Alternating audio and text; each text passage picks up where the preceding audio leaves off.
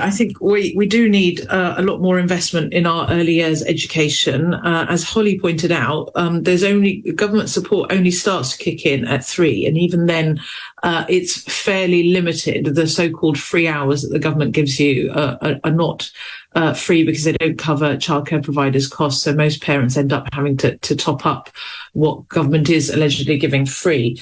I think for those parents who go back to where both parents are going back to work when the child is still a baby, then the childcare support needs to kick in much earlier. But also, it's really important to look at much better and more flexible parental leave. I think you made the point earlier on that this falls largely on mothers, and it does at the moment.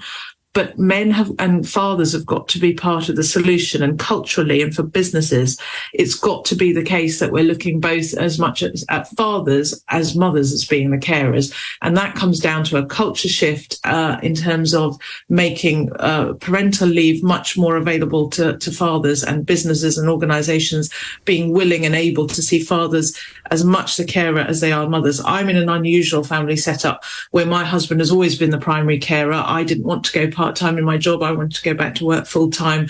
Then I became an MP. There are more and more families becoming like that, but it's still very much the exception rather than the rule.